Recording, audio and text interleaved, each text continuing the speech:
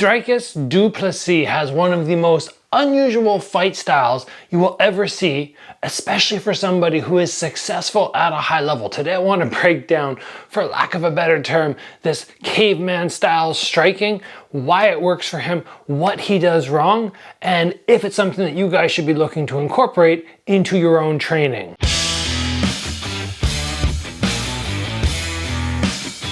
Strike Ready Academy is now available for you to join. Every Friday, I'm going to be dropping a video, which is going to be different than the YouTube channel in the sense you're going to get some tips about how I do my own training as I prep for fights. I have always had this idea, and perhaps incorrectly, that you're going to have better striking when it's perfect, when it's crisp. I really strived as I was trying to get these glory belts, Bellator belts, to have perfect technique. But then we see people like Du Plessis, or I did an episode on Alex Pereira. You guys can check that out there. 3 things that he does which just look dead wrong. And that's exactly what I see when I watch Du Plessis. I go, that's wrong, that's wrong, that's wrong. But I still want to touch on, okay, as a teacher, what should we be doing with fighters like that? Should we be saying that's wrong, that's wrong, that's wrong? Or going, look it, they're having success and we can break the rules. Help them create their own little fight style which works for them. And obviously this dude is a UFC champion. What am I gonna go and tell him he's doing it wrong? No, but his fight style works because he has some other attributes which just make him shine. So I just want to emphasize before we get started on this that I have nothing against Dricus Du Plessis. He seems like a really nice guy. I'm thrilled that he got another victory, defended his title, but a striking style this odd, especially when you're a UFC champion, to me it just kind of screams, this deserves an episode. So first let's break down some of the things which he does which are so odd, which look so incorrect. One of the very first things when I was watching the fight was we would see him slide up and throw the left low kick, and sometimes it looks decent and other times it just kind of whiffs. I don't know what happens, it's kind of like, huh.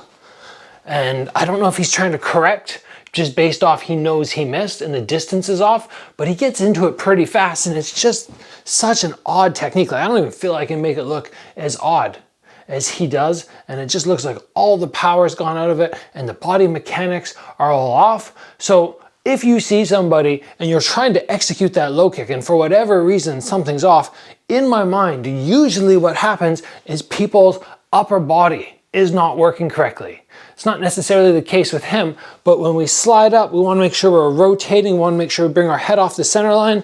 Maybe we swing that lead arm, maybe we keep it up to protect the head, but this should be a very repetitive, crisp looking technique as opposed to the way that he executes, which just to me looks a little bit off. The next one, which is very odd, is the body round kick.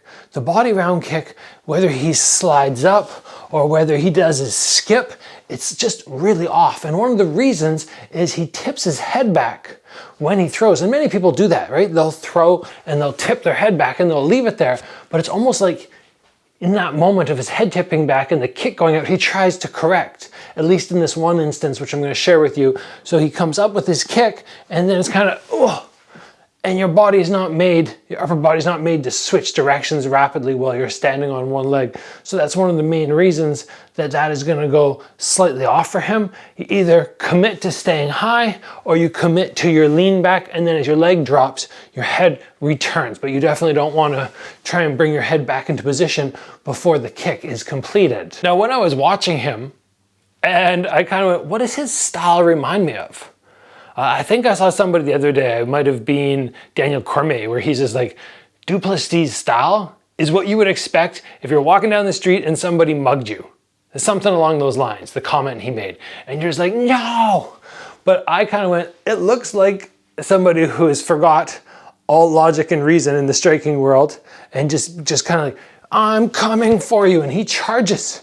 He full on runs forward. And these running attacks are throwing off opponents because not many people are going to full on charge at you.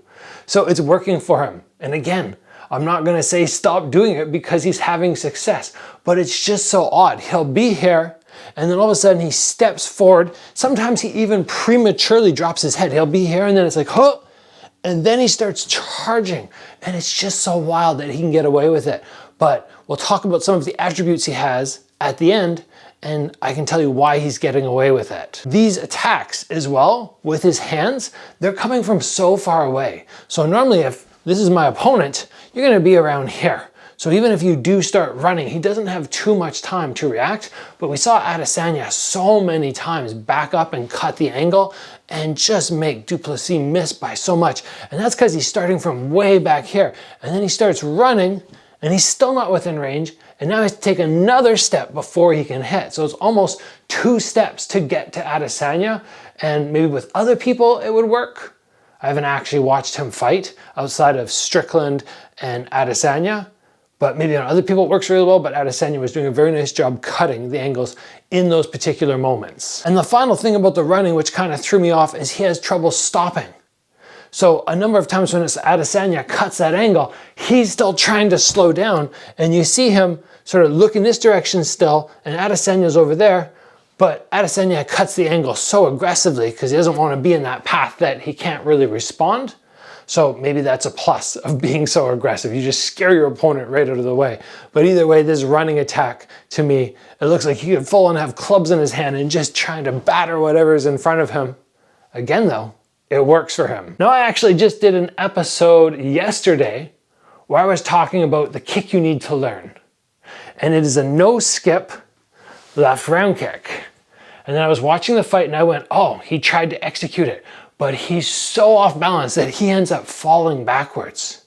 And one of the reasons that this happens is just very simply, again, his head is going so far back when he throws.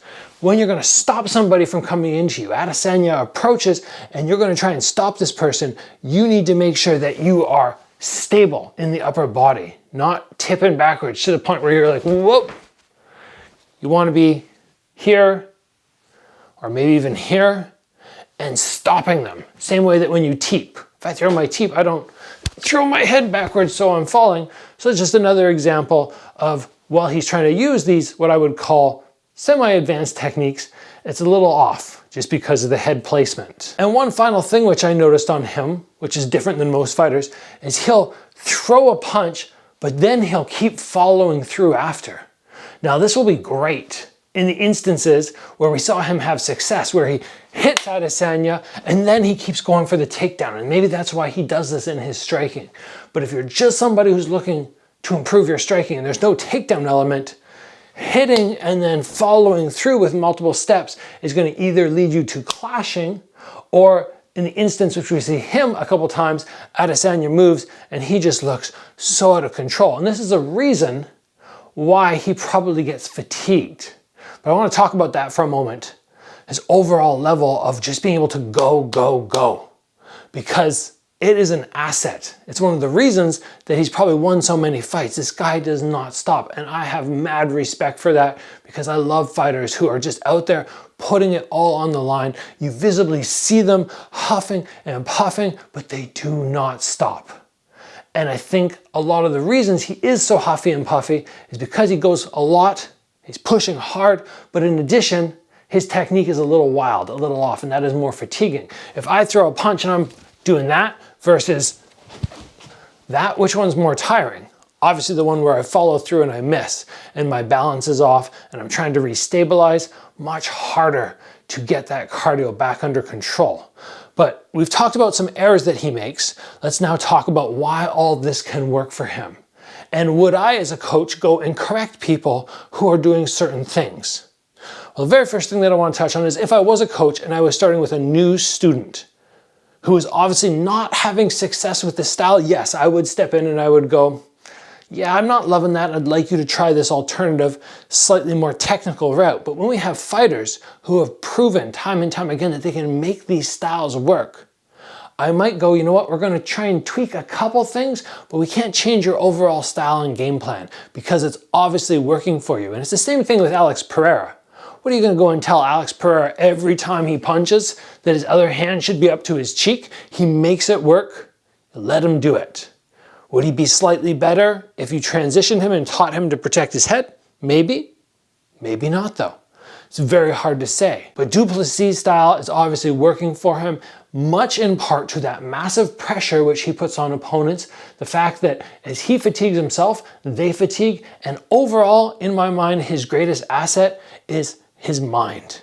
This dude does not slow down, he does not quit. To do that, you have to have this iron willpower, which we just don't see in many fighters.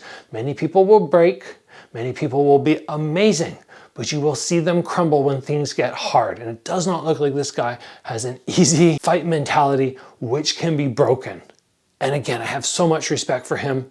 Even though the fight style, the striking looks to me a little odd, and I wouldn't want to have my students come out looking like that, I do think it's very important to give this guy massive credit. And how can you not? I mean, obviously UFC champion. Like, I'm pretty impressed with my glory belts, but this guy has been on a 6-year win streak, one of the biggest fight organizations in the entire world. Like, you just take a bow, right? Take a bow to him and go, wow, what you've accomplished is incredible. Again, would I advise other people to try and mimic his fight style? No, absolutely not. But there are some people out there who will be able to take elements of it and add it to their game.